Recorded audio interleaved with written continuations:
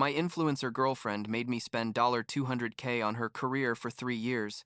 I paid her rent, designer clothes, and Instagram trips while she never pulled out her card. But when I booked a $7K house for our anniversary and she asked to change the destination, what I discovered in the photos she posted left her with no apartment, no followers, and living with her parents.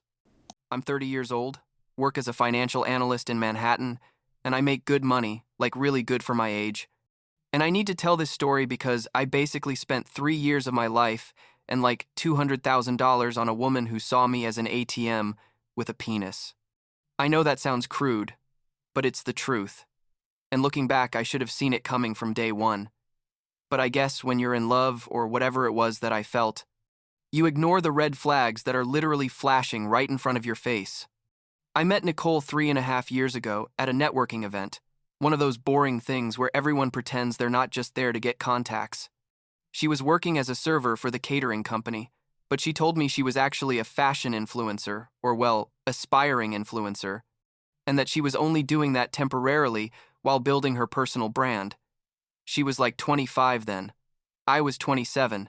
And honestly, she was beautiful. Like model level. And when she gave me her Instagram, she had like 8,000 followers, which isn't super impressive, but it's not bad to start. We started dating, and at first everything was normal. You know, dinners, movies, incredible sex, the typical new relationship stuff. But like 2 months in, she told me she needed a new outfit for a fashion event and couldn't afford it. And I, without thinking much, gave her my card and said, buy whatever you need. She spent like $800 at Zara and Mango. Nothing crazy. And she looked spectacular in the photos she posted, so I thought, well, it's an investment in her career, right? But the thing is that investment never ended. It just kept growing. 6 months in, I was already paying the rent for her studio in Williamsburg because, according to her, she needed to be in Brooklyn for the creative environment and collaborations with other influencers. It was $2,200 a month, which didn't break me but wasn't little either. Then she needed a professional photographer because phone photos weren't good enough quality, and that was like $500 per session, and we did sessions every 2 weeks. After that, it was designer clothes, because brands don't take you seriously if you don't wear their products. So I started buying her pieces from Gucci, Prada, Louis Vuitton, not all the time, but enough that her closet was worth more than my car. And we didn't even have a car. We live in Manhattan. But you get the point. She justified everything by telling me it was temporary, that once she reached a certain number of followers, brands would start paying her and sending her free stuff, that she just needed that initial push. And I believed her because, honestly, I didn't know anything about the world of social media and influencer marketing. My world is Excel spreadsheets and financial models, so I assumed she knew what she was doing. Plus, her followers were growing. She got to 30,000 in the first year, then 65,000 at a year and a half, and by the third year she had, like 120,000, which according to her was enough to start seriously monetizing. But the brands never came. Or they came but paid peanuts, like $200 for a sponsored post that took her all day to prepare. During these 3 years, I also paid for trips to Instagrammable places, because content, obviously, Miami, Los Angeles twice, Tulum, Niagara Falls because she wanted to do a post about underrated destinations and a bunch of weekend getaways to the Hamptons and upstate New York. Each trip cost between $3,000 and $5,000 between flights. Nice hotels because she couldn't stay just anywhere if she was going to take photos, photogenic restaurants, and all the activities. I paid for everything, literally everything. She never took out her card because, according to her, all her money went to her content and personal brand. We didn't even split bills when we went out to dinner in the city. I always paid. And we're talking about Manhattan, where a normal dinner can easily be $200 for 2 people. But hey, I loved her, or so I thought, and she was affectionate and told me she loved me and that I was her rock, and that without me she couldn't do any of this, and the sex was still incredible. So I thought, well, this is what you do for the person you love. You support their dreams. My friends told me I was crazy, that she was using me, but I ignored them because what did they know? Most of them were single or in relationships where they fought all the time, and Nicole and I never fought. Everything was always perfect. Too perfect looking back. For our third anniversary, I told her I wanted to do something special and booked a house in Montauk for a week, one of those incredible houses with ocean views that cost like $800 a night. But 2 weeks before the trip, Nicole told me she had seen on Instagram a coastal town in Long Island that looked perfect for content, and if we could go there instead of Montauk. She showed me the photos, and honestly, it looked nice. A harbor with boats, cute restaurants, that kind of fishing village but fancy vibe. So I said sure, why not? I canceled Montauk with a cancellation penalty and booked at this other place, a boutique hotel that cost even more, like $1,000 a night. But she was so excited I didn't care. We arrived on a Friday afternoon and everything was going well at first. We went to dinner at a restaurant at the harbor, one of those places with white tablecloths and ridiculous prices where a pasta dish costs $45. During dinner, she brought up the topic of marriage, which wasn't the first time, but it also wasn't something we talked about often. She asked me if I saw a future with her, if I thought about marrying her someday. Those kinds of questions. I told her yes, that of course I saw a future with her, but that I still didn't feel ready for that step. And then she asked about finances. If we got married, how would we handle money? And I, without thinking much, said, I have to do a prenup because, honestly, I make a lot more than her, and I have savings and investments, and in Manhattan, you have to be practical about these things. The face she made, I'll never forget it. It wasn't exactly anger. It was more like disappointment, mixed with something I couldn't identify at that moment. But now, I know, was panic. She told me that prenups were for people who didn't trust their partner, that if I really loved her, I wouldn't need to protect my money from her. I tried to explain that it wasn't personal, that it was something my lawyer had recommended I do with anyone I married, that it was simple financial protection, but she stayed quiet the rest of dinner, and the mood got weird. When we got back to the hotel, we had sex, but it felt different, like mechanical. And afterwards, she fell asleep with her back to me, which she never did.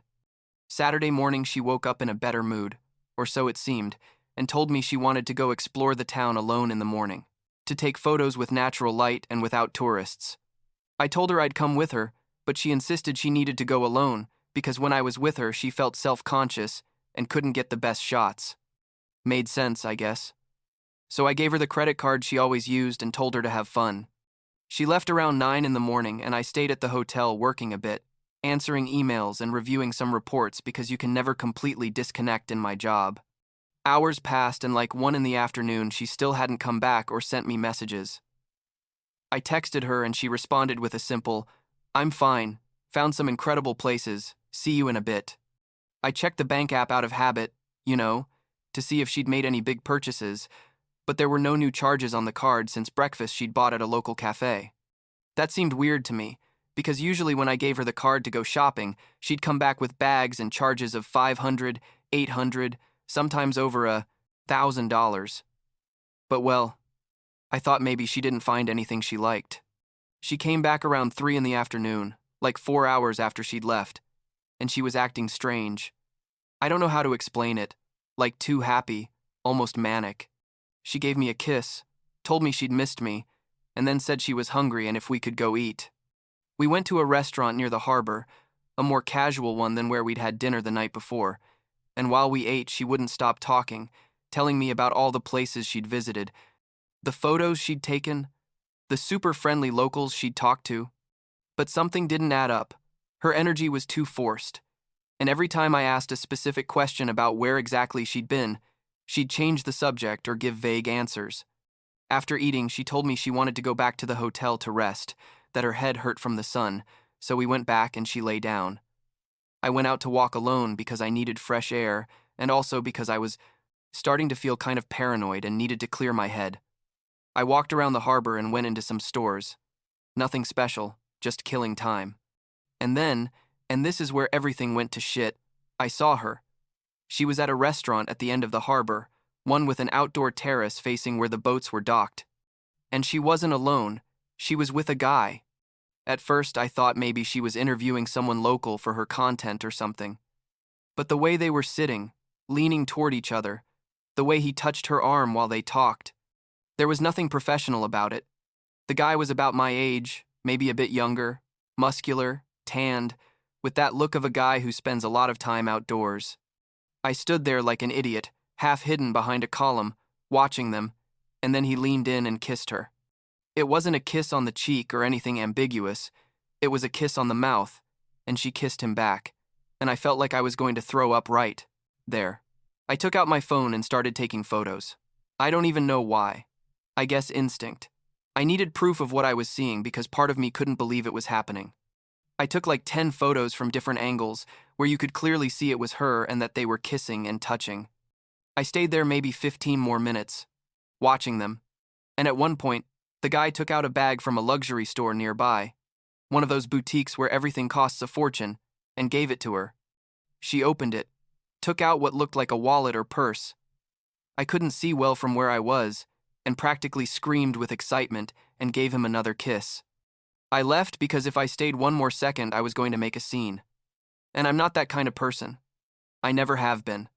I wasn't going to give her the satisfaction of seeing me lose control. I walked back to the hotel. I don't know how long it took me because I was on autopilot, brain going a mile a minute, trying to process what I'd just seen, trying to make sense of it. How long had this been going on? Who the fuck was that guy? Why had she insisted so much on changing the trip location? Everything started clicking in the worst possible way. When I got to the hotel, she was already awake, in the shower, and I sat on the bed and waited, trying to control my breathing, trying to decide what to do.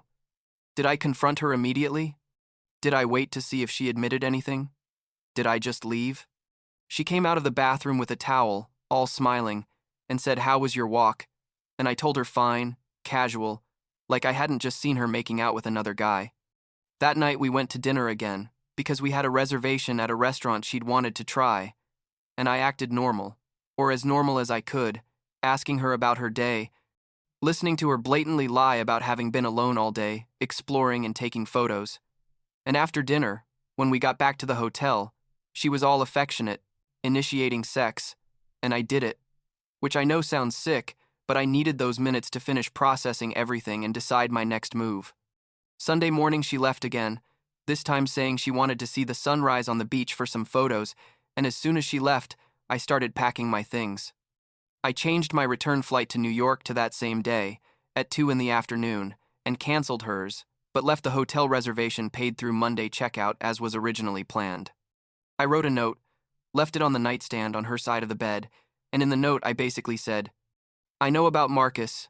He'd seen the name on her phone when she left it unlocked at the restaurant the night before. I'm not proud of having looked, but I did. I know I saw you yesterday at the harbor. I have photos. Your flight is canceled. Figure out how to get back on your own. Don't ever contact me again." And I left. In the Uber to the airport, I blocked her number, blocked all her social media, and sent a message to 3 of our mutual friends, all guys I worked with who she'd met through me, and I sent them the photos with a simple, "She cheated on me. We're no longer together. Thought you should know." It wasn't exactly revenge, or maybe it was, but honestly, I didn't care. I just wanted them to know the truth before she started making up her version of the story. On the flight back, I dedicated myself to doing calculations. Literally opened Excel on my laptop and started adding up everything I'd spent on her during 3 years. Rent, clothes, trips, meals, the photographer, yoga classes that, according to her, she needed to stay in shape for photos, facial treatments, the dermatologist, hair extensions, nails, professional makeup for events, 2 new laptops because the previous one was too slow to edit photos, a new iPhone every year because she needed the best camera, and a bunch of other things I didn't even remember well. The total was obscene, like $200,000 in 3 years, maybe more. And I'm not even counting the small day-to-day things.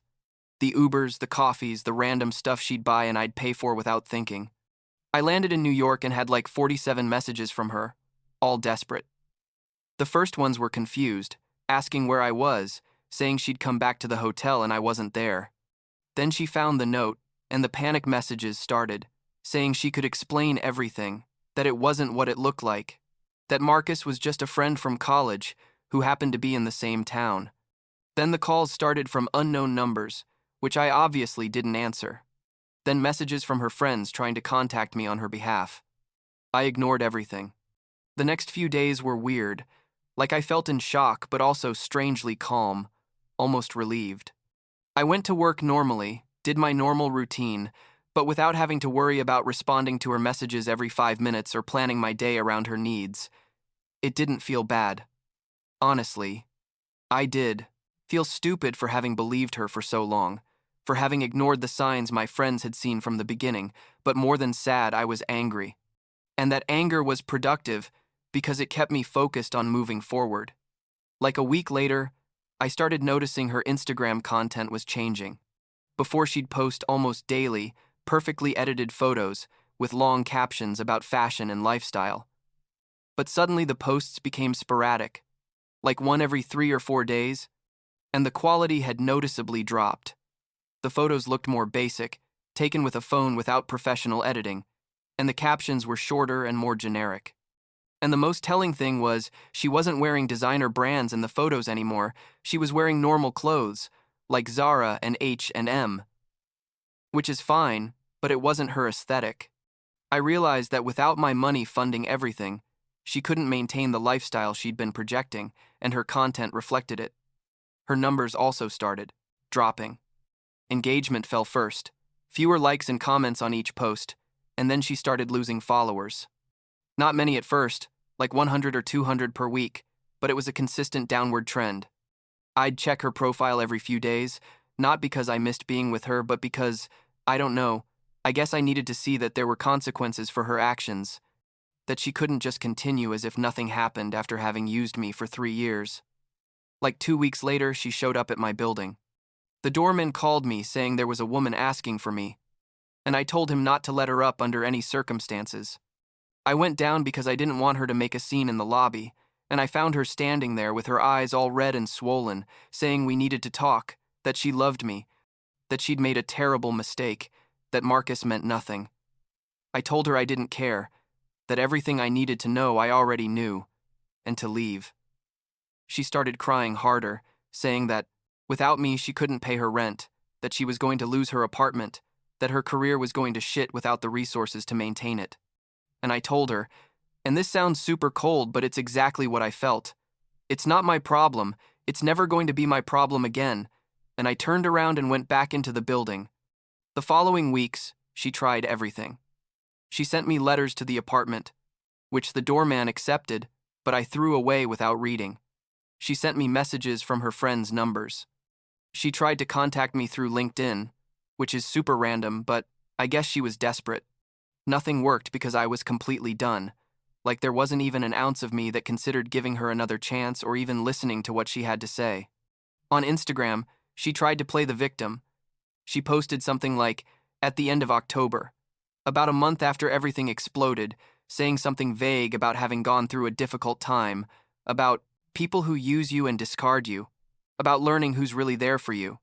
The comments were mixed, some of her followers giving her support, but others clearly knowing there was more to the story because my friends had spread the word within their social circle, and that circle overlapped with some of her followers. Someone even commented, like, if your ex supported you for years, it's not that he used you. And she deleted the comment, but the damage was done. Marcus apparently also ghosted her. I don't know the exact details because obviously I have no contact with her or anyone close to her.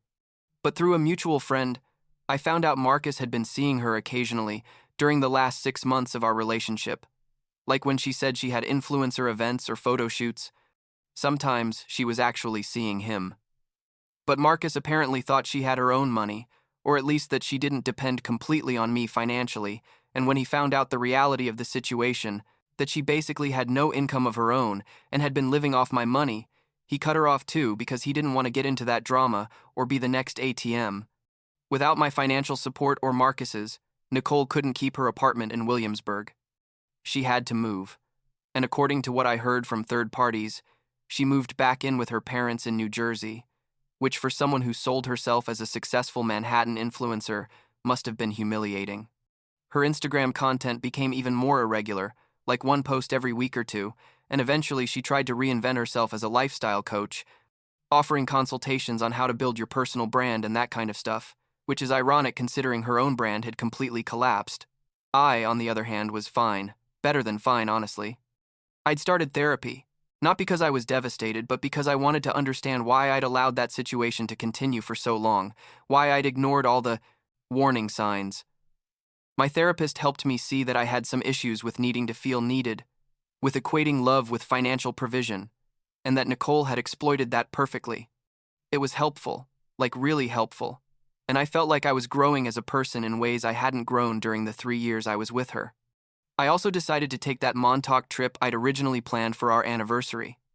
I booked it just for myself, same house with ocean view, and I went for a long weekend in November. It was weird at first being there alone, but also liberating. I read books I'd wanted to read for months, walked on the beach without having to stop every 5 minutes for someone to take photos, ate what I wanted without worrying about whether the restaurant was Instagrammable enough, and for the first time, in a long time, I felt completely at peace with being alone. The last time I checked Nicole's Instagram, like a month ago, she had about 85,000 followers. She'd lost almost 40,000 since we broke up, and her posts had like 200 likes each, when before she easily got 3 or 4,000. Her bio said something about life and wellness consultant, and she was promoting an online course about personal branding that cost $299. I don't know if anyone bought it. Honestly, I doubt many people did, but I guess she has to make a living somehow now that she doesn't have an idiot with a good salary funding her fantasy. Do I regret the 3 years and $200,000? Yes and no. Yes, because obviously it was a massive waste of time and money I could have invested in literally anything else. But also no, because it taught me important lessons about myself, about what I'm willing to tolerate in a relationship, about the difference between supporting someone and allowing them to exploit you. And honestly, the fact that everything exploded the way it did, with photographic proof and everything, gave me the closure I needed to move forward without second guessing.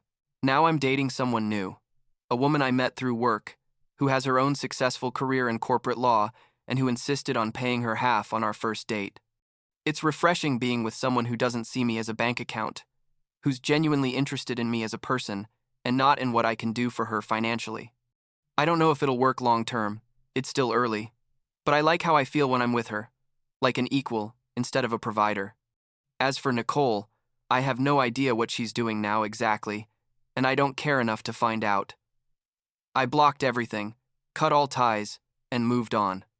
Sometimes I think about how maybe I should have realized earlier, about all the times I could have said no when she asked me for money.